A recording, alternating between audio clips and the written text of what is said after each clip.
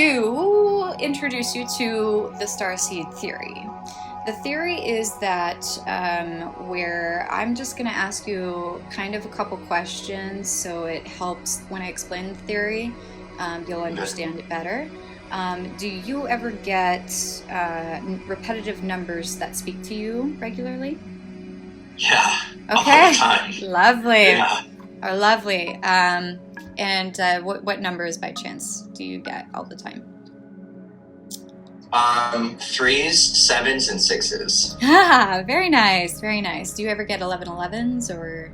Oh my God! Yes. Mm-hmm. Yes. Great. Yes, this is something only starseeds can receive. Messages. These are messages from the universe. These are messages from your guides. Okay. A lot of people like to use different terminology. I'm just going to call them guides. They can say angels. You can say whatever it is. However it is you interpret the light. So these are merely messages from your guides, trying to help you pay attention to what's going on around you. If you're confronting any kind of decisions that you're about to make, anytime you see any of these numbers, that is a confirmation of, yes, you're on the right path, you're exactly where you need to be, you're on your proper timeline. But I'm getting parallel timelines with you. Do you get a lot of deja vu? Oh my gosh, yes. Ah! I get not only deja vu, but what I feel like, and it's so strange, but sometimes I feel like I get glimpses of the future, and it's like this strange, like, I don't know if it's like a heads up or like I feel placed in a spot in the future, and it's like I have no idea how to explain it, but it's like, oh, I'll be there. And one example is in Columbus, Ohio. I was working for BarkBox, and I was like at a really low point in my life.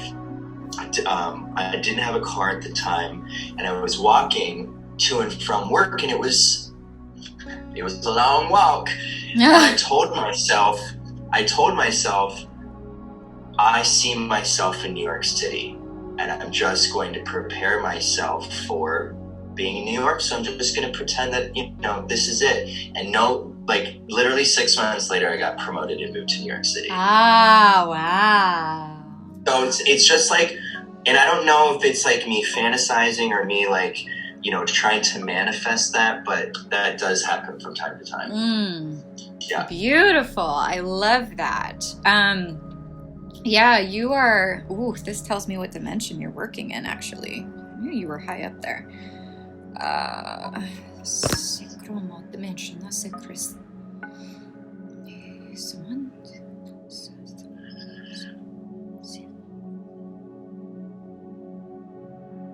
You are 6D. Amazing. 6th dimension. Once you surpass the 5th, once you surpass. So we live in a 3rd dimensional world, correct? And in the 3rd dimension, you can only move forward in time. So, for example, trying to make this visual reference here. So in 1D is like a little square here, right? 1D can only go in 2 directions. I think it's either up or down or side to side. I don't know which one, but it can only go either up or down or side to side in 1D. It's a flat surface. There is absolutely 0 depth. In 3D, what we live in today,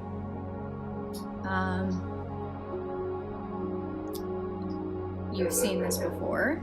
3D is a cube. Sorry, we have dogs. So 3D is a cube. So this means on a time scale, you can only move forward. Okay, so that's your timeline there. You can only move that way. 5D, you take 2 cubes combined together. So 5D looks a little something like this. Hang on 1 second. It's kind of crazy. So much 5D. So in 5D, you can move back and forth in time. Wow. 60, you can actually, I'm not even going to draw that.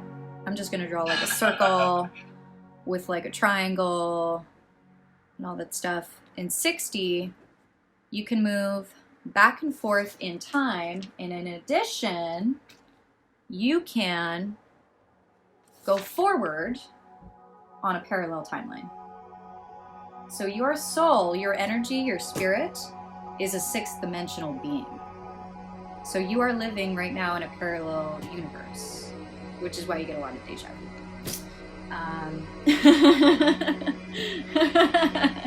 So any deja vus that you are experiencing, your what we call higher self, which is just your future self, coming back from 5D to let you know, like, hey, so we have a decision coming up.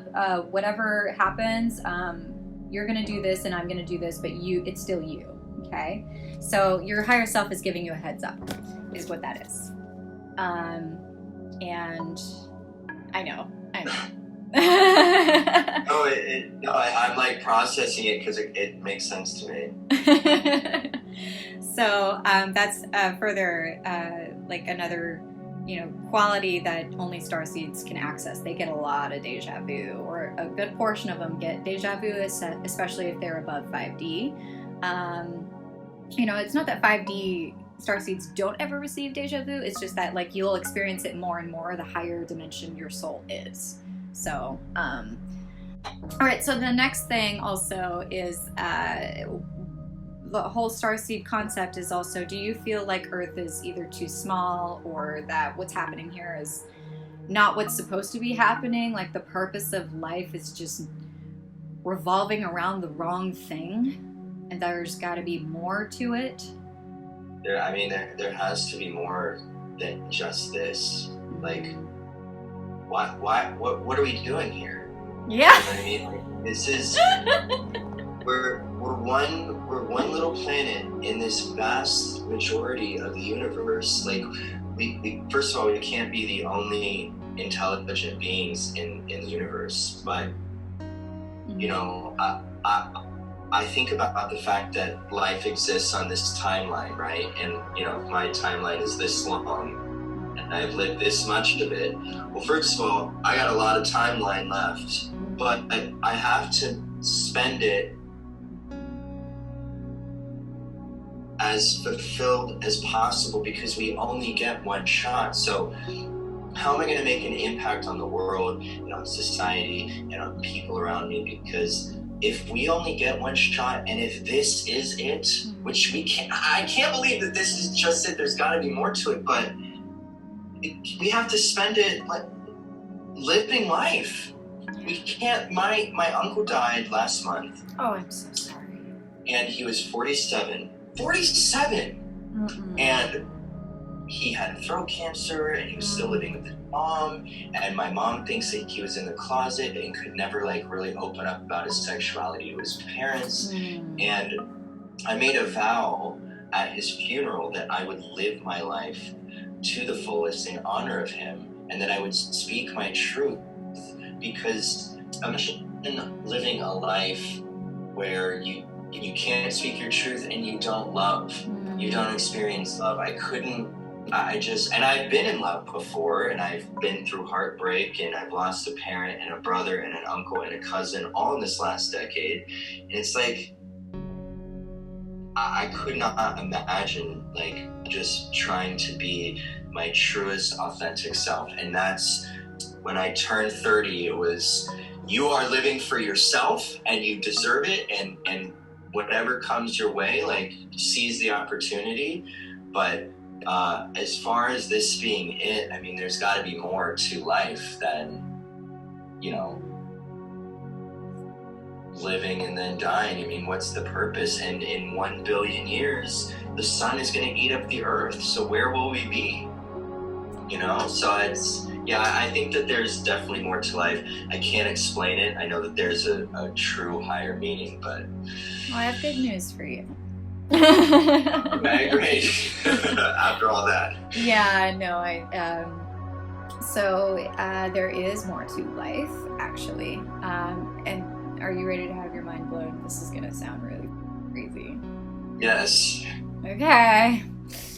So when I'm channeling, like when I say your higher self, your future self, your interdimensional guides, all of that.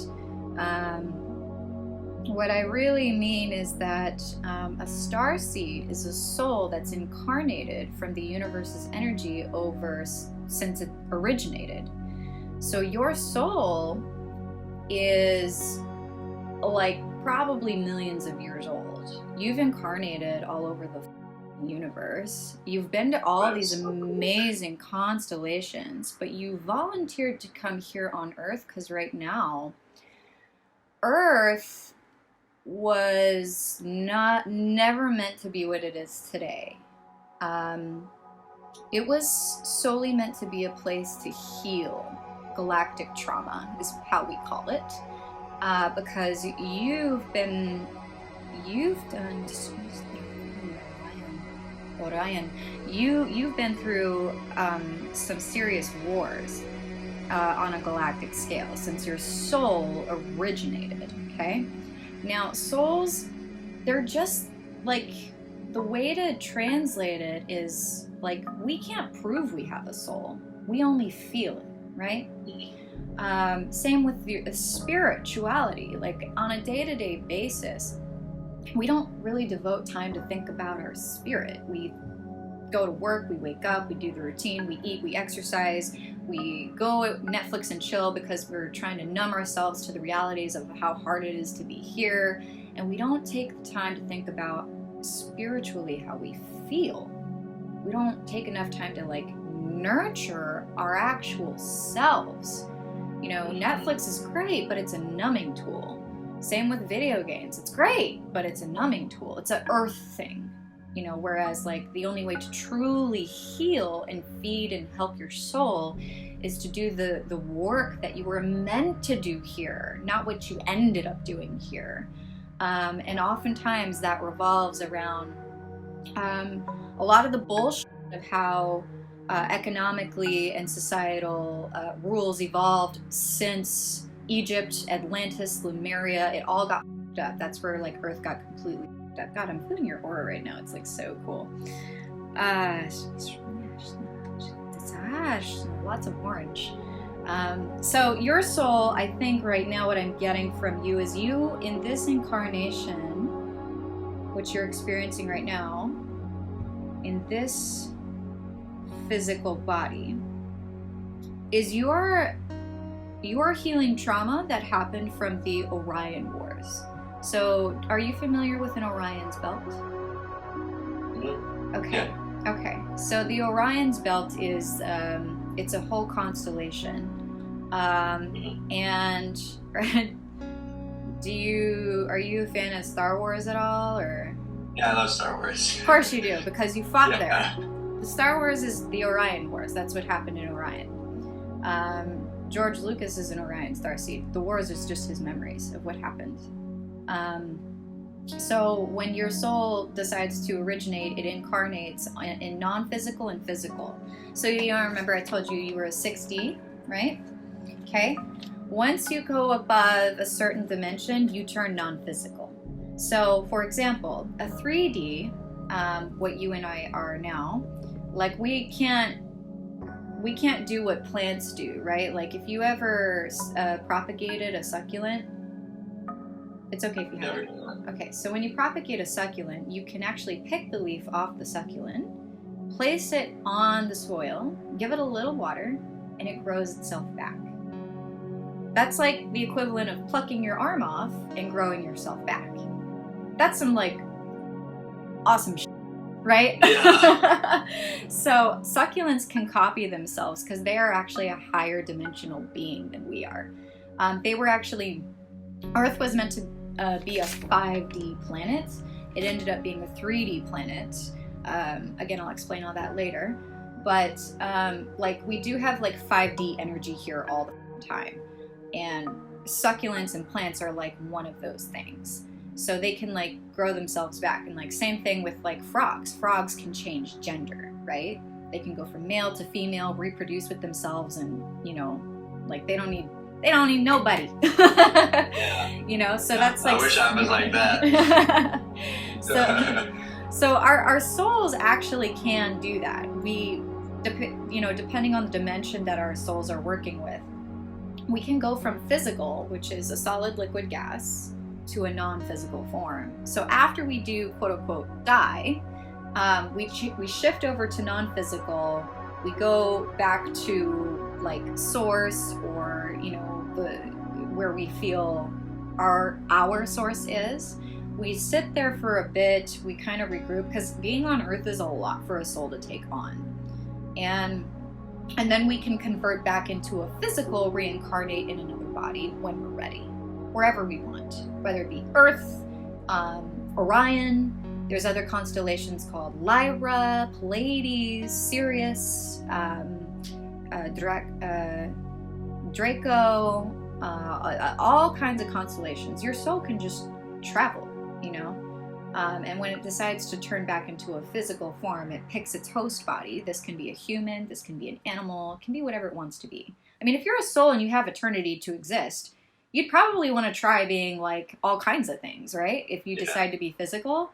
Like at some point, you're probably like said along the lines like, God, I wish I was a cat so I can just do nothing all day, right? Mm-hmm. Yeah. So it's like, or I often find myself being like, I want to be a tree in my next life, So, live a long life as a tree. Yeah. So your soul, it can choose to incarnate on a physical scale however it wants. Yours chose to be human on this incarnation. I have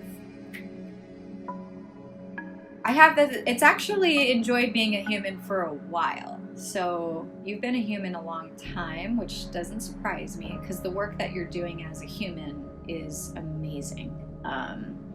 Thanks. So, but Thank you.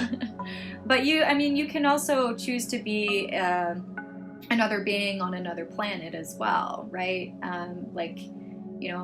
Earth, we have Earthlings, Mars has Martians, Venus has Venetians, Orions have Orions, Sirians, Lyrans. You've been multiple of these beings, So you've got some trauma that is still in your DNA from since you've been here on Earth, from previous lifetimes. A lot of it has to do with Lemuria and Egypt, which doesn't surprise me. A lot of us have trauma in Egypt.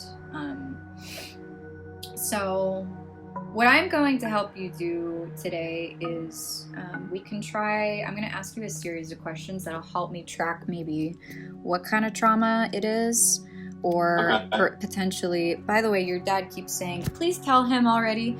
So when we are starseeds and we decide to incarnate in the physical body, we carry with us a certain amount of guides, and there's different types of guides that we are assigned based off the work that we're meant to do here. And you can have guides from all over the constellations. You can have a guide from Sirius, you can have a guide from Lyra, you can have an angel on the angelic realms. Your father is your interdimensional guide. So he chose to come here to guide you enough to when you came of age, so you can figure out everything and the work you need to do moving forward. And he chose that for himself because he knows the work that you're going to do. Like, you don't need him anymore. He'll be guiding you, absolutely, but in the physical form, he can do much better work in the non-physical to help you in the physical. He's saying the numbers are from me. The numbers are from me. So yes. Are you okay? I'm so sorry. No, it's okay. I need to hear it. Your father, your physical father, is actually one of your guides who chose to take the physical form. I've always believed that. I have always believed that he is with me, and I talk to him as much as I can, and yeah, he's with you all the time. And I know, like, there is all this voodoo about like you should never talk to the energies. That's just some Earth bullshit that people made up over like thousands of years to fear energy work. You know, like the whole witchcraft and Salem witch trials, you know, all they were just basically doctors who experimented with different ointments and like herbs and, you know, energy. The whole reason a lot of this all became so fucked up is because back to the constellations I was talking about, there are light and dark beings out there. They're really like not that much different from we are, because a lot of them are here. So the same thing still happens on how it works out there in other constellations that's happening here. So a lot of dark beings unfortunately were a lot more advanced in technology than a lot of the light beings from certain constellations. Lyra, case in point, this is like kind of where the whole Earth thing came into play. In Galactic History 101, Lyra was a constellation that has kind of like almost, we call them the cat people. So they have cat-like features, right? Do you attract cats at all? Yeah, oh my god, I've been surrounded by cats my entire life. I've been getting Lyra from you, a lot of Lyra from you. So this is good for you to know, because one of the reasons you're still dealing with a lot of trauma in your DNA is because you guys lost your planet. You guys were the planet of really beautiful spiritual beings. You guys, it's like a planet filled with like priests and healers and Buddhists and monks. They don't believe in fighting. Like when you fight, I'm sure that you always try to, like, I'm getting this, like, raising your tone isn't a thing, you know? No, I don't fight. I don't stress. Yeah. I try to be very neutral. Yeah. Like if my siblings are fighting or my mom, my sister, I'm like, you guys just get me all right. Yeah. I don't.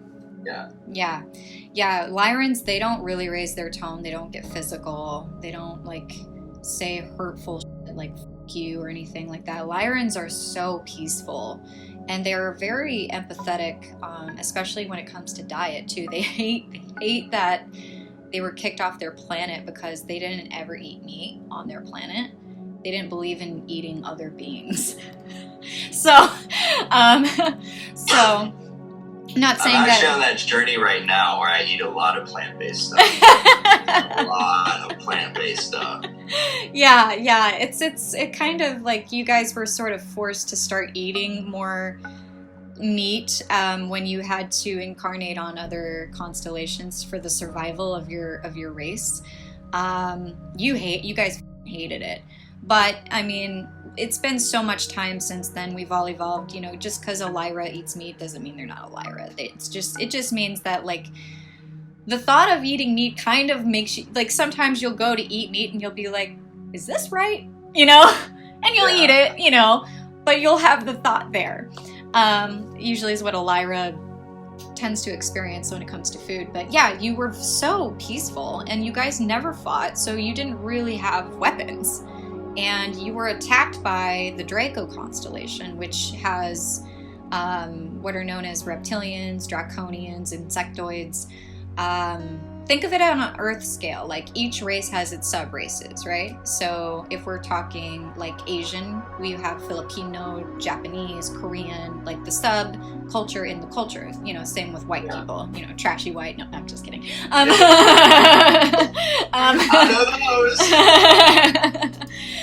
those. So we have subcultures. Same thing on the aliens scale from where they're from, because at the end of the day, we are talking constellations. We're not being specific on planets, right? Constellations and stars are huge, so there's tons of races that we have yet to even like discover, talk about, do research on. Yeah. But the Draconians that we know of, or that at least I know of right now, are reptilian, draconian, and insectoid. And these were really, really advanced beings, and their culture is very opposite of Lyra culture. They are all about discipline and being the best at everything, and superiority. And that's where like a lot of the differences between masculine energy and feminine energy kind of originate from that constellation, because they didn't see the equalness about it. So that we're seeing a lot of that reflected here on Earth, which, I hate to say it, but there are several dark beings out there that are from that constellation. Not all of them are bad, but their culture is just so disciplinary that they just prioritize masculine energy over the feminine energy. And they, fighting is sort of like kind of like the Spartans. They raise their kids as little warriors from the age of 6, and they grow up to be insane that's the reptilian race on the military side of things. Like, that's what they do. And the women are just kind of, or more, just to reproduce. So what kind of happened is actually they're having a combination of problems in their constellation. Their planets were running out of resources, and it looks close to Mars. Like, it's almost like their planets evolved or are close to evolving to what Mars looks like now. I think it's a combination of due to like bad toxins, vegetation was drying up. They actually had to start retreating into caves and underground to survive, and to hit the surface was extremely dangerous. Only for like military training, I think sometimes they would go up on the surface and be out there, but it was really dangerous where their planets are from. So they're also experiencing reproduction problems. So to produce more of their race was becoming kind of an issue. And so what happened is they started searching for other planets, and I think they got lost in one of the portals, and a portal is just a black hole. So they ended up kind of popping out where Lyra was. And Lyra is like Hawaii on steroids. Like, the closest place to it on Earth would be like Hawaii, any like of the Paradise Islands. Like, it's beautiful on Lyra. And when they saw Lyra, they were like, oh wow, and it was like so bountiful. And the Lyrans are very loving and accepting people, and so they kind of made a deal like, yes, we'll help you find your way back. And so they welcomed them on their planet and offered to help them find their way back to the portal that they got stuck through. So it's like either they were kicked out or they got lost or something, I don't know. But yeah, so your original race, when you decided to become a soul, was in Lyra. And because the Draconians and Reptilians saw how bountiful it was and how like your constellation had plenty to offer, they ended up just easily, and the fact that you had no weapons, they were like, done deal. So they kind of took over your planets, and sadly the war got so bad they all actually blew the up. And only a few, like, there was like refugees trying to escape. And so you were a refugee during that time. What is your relationship with water? I guess out of all of the elements, the water would probably be the one that I'm drawn to the most, okay. Without a doubt. I mean, water, I remember shooting water as a photographer. That was my first thing that I would shoot, and it was like my favorite thing that I ever shot. But I love being in the water, and I take baths like every day. Yeah. Like every day. Okay. Yeah. I do too. So before you went to Orion, I figured either you went to Arcturus or Sirius. And if you're a bath taker, like you need water on your skin every day, that generally means that you incarnated on Sirius. So I think what happened is, and that makes sense because Sirius is the neighbor of Lyra. So you were getting the out of there. before, you know, they could destroy your planet completely. So you were a refugee and you incarnated on Sirius, which is the water planet. So that's also the, like, where the mer people are.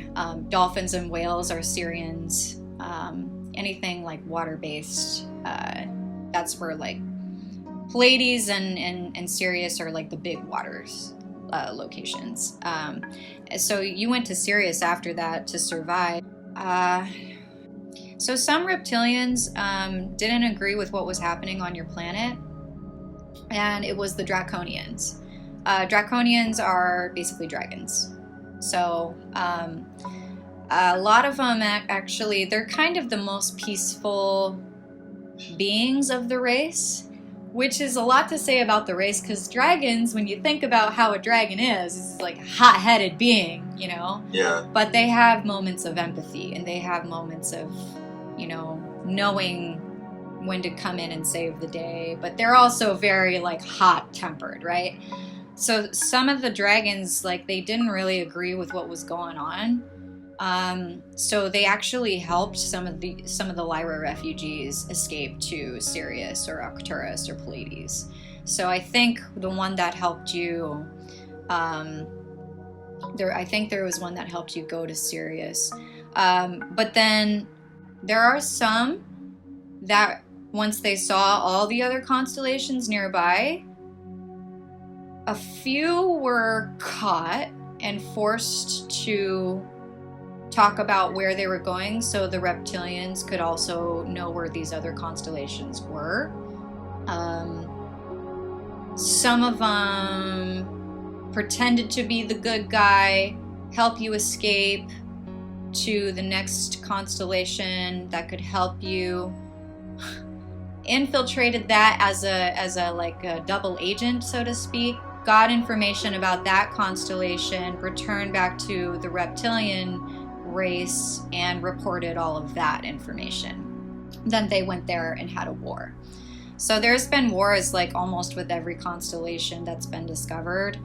Some of them never got caught, and to this day, like, if you come across a being that has a dragon energy but is so helpful to you or will do anything to help you, that is a dragon that kind of almost is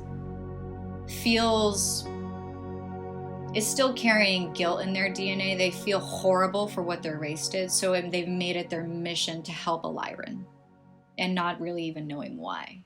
Losing your planet has caused a lot of trauma for you, because you really miss it. Not that you didn't enjoy Sirius. I think you had a good time in Sirius, and you met some really wonderful beings in Sirius. I'm getting... a twin flame from Sirius.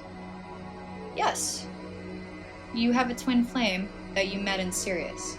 A twin flame is basically kind of a soul partner.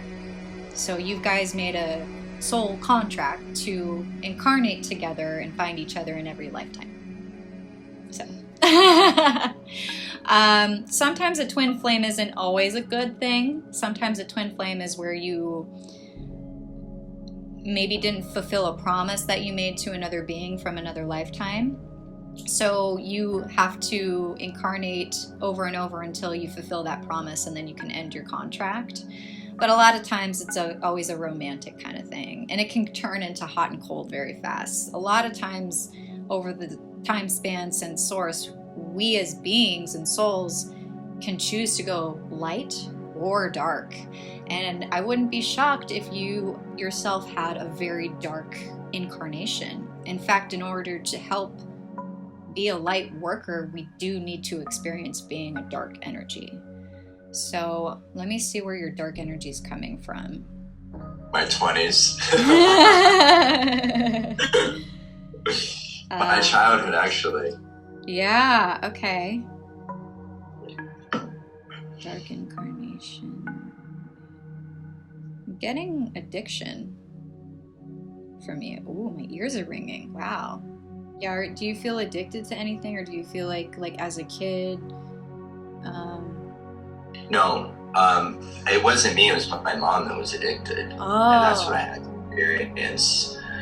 Like, she met my dad, and my dad was big into selling drugs, and my mom got hooked on that, and that's kind of what we experienced our entire childhood, which is where the trauma lies. Was, you know, first of all, I had two parents that never showed each other love and affection, so I didn't grow up observing love and affection, so I never really knew what that was. So once I moved out at the earliest opportunity, which was at 17, I for so long wanted to be loved and accepted and wanted, and I did everything that I could to please people and groups so that, you know, people would like me or accept me. And it kind of turned my world upside down because I spent so much time giving that energy that I never, ever got it back. And that's where life kind of took a really crazy turn, is when my dad died. Like, my life kind of fell apart, and nobody was there for me. Nobody asked me how I was doing. Nobody tried to guide me, mentor me, talk to me, console me, inspire me, motivate me. I had none of that. And it was a real struggle in my 20s to kind of figure out, like, who I am, what my life means, you know. And now that I'm in my 30s, and now that I kind of walked away from this relationship, I don't need to be admired or liked, or, I mean, I want to be loved for sure, but I love myself, and whatever I do, whatever I put out in the world, whether it's art or entertainment or education or consoling advice, whatever, I just want to make sure that I'm putting out my very best. And that's it. And that has to be good enough for me. So what do I struggle with? Me being enough for me sometimes. And that's what I've been working on over the past 18 months. Just really since I turned 30, but I told myself that my 30s would be my new 20s, but more responsible, more rational, more level-headed, but on my own. Fiercely independent, financially, psychologically. And then I met on set of a TV show. I was like literally blown away by him and wanted to be in a relationship with him, but I wasn't healed. I wasn't complete. And now what I'm struggling with is I'm starting to kind of have the same kind of feelings for somebody else that I really don't want to be having these feelings for, because I should be focusing on maintaining healthy, strong friendships.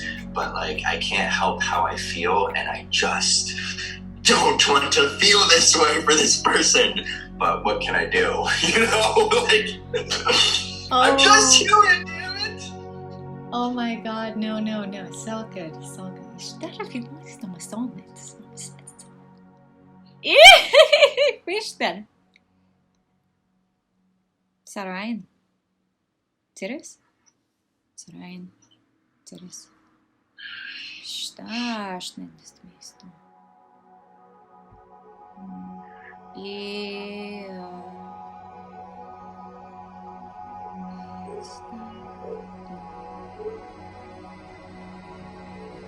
This is one of your soulmates. No, please, no. I know. Let me explain this. It's gonna be okay. I promise. I know. The soul. Okay, so as a soul, you originated like a long time ago. Okay. Never feel guilty for feeling attracted to someone and you don't even know why. Ever. Okay. You have originated so long ago that it would be impossible to have only one soulmate over that time span, okay? You can have a twin flame, absolutely. Like, you can have a soul contract to, like, incarnate together for, like, eternity or until one of you decides to end the contract. You can have 3 twin flames. Like, Pleiadians, like, poor Pleiadians, they get, like, 5 twin flames. That's so much work. And so, but over the incarnations, like, the twin flames tend to be a bit more higher dimensional. It's like remembering someone you knew forever. And the soulmates have a similar feeling, not as strong, but a very similar feeling. And you have somewhere in the 900s of soulmates. So, so, oh my gosh. Yeah, I mean, I felt horrible when I was told I had like 300 and something soulmates. I was like, oh my god, like 900 sounds like a lot. But you have to remember, this is over like millions of years. That's actually a very small number compared to millions. Yeah. So you've chosen your soulmates very wisely. This is your soul remembering your soulmate from another timeline. It is okay to feel that way. And same with was one of your soulmates as well. And a lot of times when your soul is feeling attracted to another being and you can't explain why, this could be male, female, it could feel intimate, it could feel sisterly or brotherly, you know, that is someone you were really close with from another lifetime. And your soul's just remembering that feeling. It's celebrating it. And you're like fighting it because it doesn't make sense here on Earth. Like this could be a being that you're like, I would never know. But you're like, but what is all of this shit? What is this? Why do I feel this way? Yes. So it's okay to embrace that. If you're feeling these feelings for this being, the fact that your higher self is waking up now, like him, his higher self is going to sense that as well. So give it time. Don't force anything. Let him come to you, because he's gonna need you.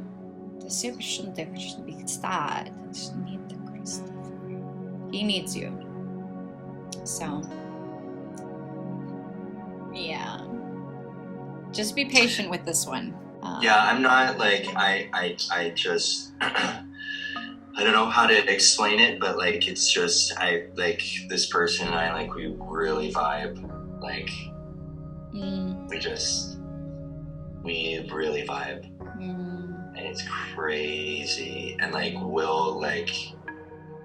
we're both trying to be actors, but like, we'll quote movies from literally 20 years ago that probably nobody should know this quote, you know? And like, I said it on Thursday and he was like, are you getting that from where I think I'm getting that from? And I'm like, only if you're thinking about Too Fast, Too Furious. And he was! It was so great! Like, nobody says this. Like, nobody says it. And it was just, you know, it's just like things like that. But like, I don't know. I don't know how he feels. I'm not even gonna like broach the subject, but like I'm just like on this path to like wanting, you know, I feel like I'm asking the universe, like, you know, put good people in my life, and then the universe did, and then I'm catching feelings for this person. I'm like, no, wait, that's not what I meant. You know, but the universe, I speak, the universe talks back, and I'm just, you know. Oh, absolutely. No, yeah, I like that's where the patience was coming from. Was something about like wait it out. He'll remember you, and he will come around. I think something about he will come to you when he's ready. So you got to be patient with this one. But just bear in mind next time you see him, you're gonna have this little like, you're my soulmate, and you're gonna start putting together like information of like maybe what happened in your past life. You know, he has a lot of information for you to figure out on what happened between the two of you. You have good intuitive knowing. So let's talk about healing any kind of. I'm gonna give you a crystal diagnosis. Try a crystal and stones on Earth is actually very advanced technology, because there are light codes and vibrations that have healing capabilities on an energetic, non-physical level that are capable of spiritually helping you access more direct messages from your guides, and also to help you cope with day-to-day things that you need. It's no different than explaining what a cell phone is to someone from the 15th century. Crystals are just really advanced technology. Like a lot of other more advanced civilizations from like Pleiades, Lyra, and all that, especially Arcturus. Oh my god. Like their ships are all like crystals and like have stones and metals and stuff like that. Like all of that is very advanced technology that we just don't understand yet or can't like physically prove. But recently there was an article that came out about like a time traveling stone that they're like, it's super cool. So I'm going to give you a crystal diagnosis because I think you need help. So you're going to need patience for this soulmate of yours. All right, so, okay. I'm going to give you number 3, which is a labradorite. So what you want to do is you want to hold it in your non-dominant hand. So next time you're with this being, have this stone with you.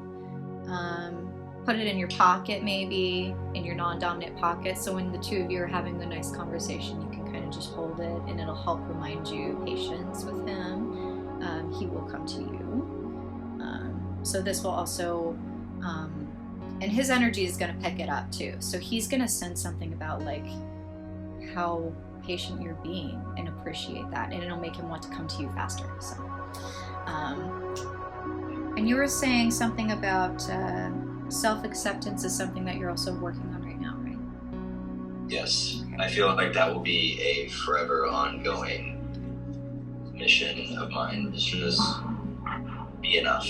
I'm gonna just prescribe a tiger's eye just because I think even though your third eye is opening, it's good to put a tiger's eye on your third eye. This is actually where you have crystals built in your brain to access the codes and the crystals from the stone. So putting a tiger's eye to your third eye will help you see the work that you're doing, that what you're meant to do. It'll help keep you open to opportunities and to messages as well. Your self-confidence through that and trusting these signs from the universe is going to shoot up. So I would say pay attention to numbers. Is there anything else that you need for now?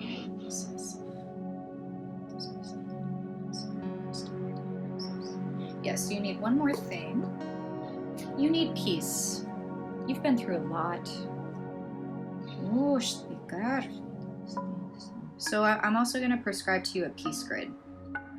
Okay, so peace grid looks like this. I can send you a photo of it if you'd like. Yes, please. Okay, good. So I'm going to send you a peace grid. Peace grid is also going to be really good because you're still holding a lot of DNA trauma from your experience in Lyra. So not feeling like you're here home at Earth, like you constantly want to go back to Lyra, but it doesn't exist anymore. So you're kind of just trying to find that home here. And sorry to say, like it won't ever feel like Lyra, but you will find something that reminds you of your home. So yeah, maybe Earth doesn't feel like home, you know, but I'm doing my best and learning as much as I can, and if I can, you know, impact and impact is the word that I always use, but if I can impact somebody's life just a little bit and just to provide just a little bit of sunshine in somebody's day, then I feel like I have lived a fulfilling day. I'm getting a message. I think this one is from your guide. Music good for, like music you're attracted to, you're very connected to music. Yeah. I'm getting lots of music here. Have you thought about music playing? Is my entire life. Music, it is like, I remember from as far back as I can remember, I couldn't fall asleep without music. So I'd have like a little boombox or something with the volume turned down just enough for me to hear it, and it's literally evolved into, yeah, if anything I'm addicted to, it's absolutely music. She's saying, yeah, keep that in your life. If you're thinking about playing an instrument or singing or creating or producing, something about music is going to help you channel a lot easier as well. So yeah, she's saying like your throat chakra is very, very strong, and you're definitely approaching a time when you're going to be using it. I'm also getting, your dad is saying something about like you have qualities of an awakener too, so like you will be able to sense what a different being is. Like you'll be able to sense another starseed very easily. So you'll know when you're talking to a starseed. I mean, after this conversation, yeah, I feel like I definitely will. So good to see you. Thank you so much for this. Like, you have no idea what it means to me. I have like stuff written down. I have this site up right now. It took me to Goop actually, but I'm gonna research it. I'm gonna be patient, and I promise you, I'm absolutely gonna keep you posted with developmental things. I'll let you know how this goes. Yeah, I'm excited for your journey. You're gonna start freaking out later. So much. All right. Well. All right. Take care. You too. I'll talk to you later. Thank you so much. You're welcome. Bye. Bye.